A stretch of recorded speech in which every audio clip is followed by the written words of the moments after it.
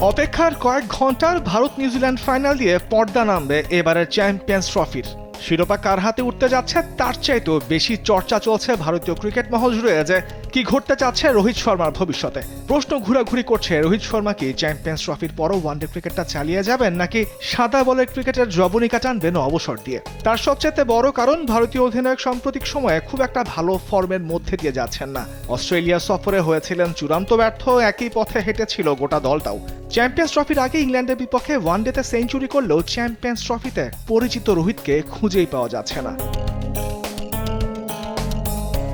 বাংলাদেশের সাথে ৩৬ বলে ৪১ এখন পর্যন্ত তার চলতি আসরের সর্বোচ্চ রান।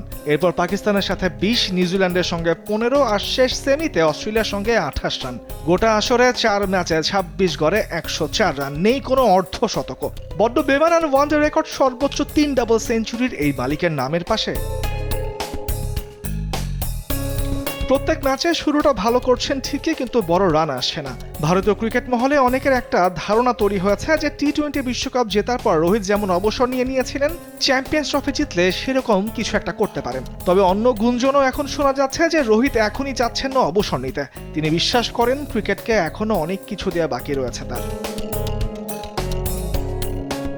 তবে সাংঘর্ষিক বিষয়টি হলো ভারতীয় টিম ম্যানেজমেন্ট ২০২৭ বিশ্বকাপের কথা মাথায় রেখে নতুন যে রোডম্যাপ তৈরি করতে চাইছে, যেখানে নতুন কাউকে অধিনায়ক হিসেবে বেছে নেওয়ার ভাবনা চিন্তা চলছে। রোহিতের খুব কাছের অনেকেই বলছে যে রোহিত খেলতে চান ২০২৭ বিশ্বকাপটাও। তবে সেই সুযোগটি তিনি পাবেন কিনা বলা বড্ড মুশকিল।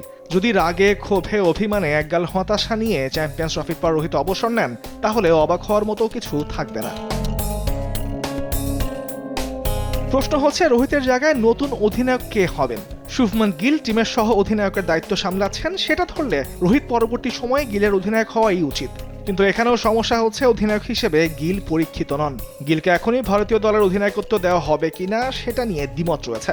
ইংল্যান্ড সিরিজ আর চ্যাম্পিয়ন্স ট্রফির জন্য গিলকে সহ অধিনায়ক করা নিয়েও দুইমত তৈরি হয়েছিল, যেখানে গুঞ্জন রোহিত আর প্রধান নির্বাচক অজিত আগারকারের পছন্দ ছিল সহ অধিনায়ক হিসেবে শুভমান গিল, কিন্তু গৌতম গম্ভীরের পছন্দ ছিলেন হার্দিক পান্ডিয়া। জানিয়ে বৈঠকে বিস্তর আলোচনা হয়েছে, পানিও কম খোলা হয়নি। এখন পরিস্থিতি যা, তাতে ওয়ানডে অধিনায়কের দৌড়ে গিলের সঙ্গে দৌড়ে রয়েছেন হার্দিক পান্ডিয়াও। অপেক্ষা করতে হচ্ছে আরো কিছু ঘন্টার ভারতের চ্যাম্পিয়ন্স ট্রফির নতুন ওয়ানডে অধিনায়কের ভবিষ্যৎ নির্ধারণের। তামিমুর রহমান, স্পোর্টস ডেস্ক, দেশ টিভি।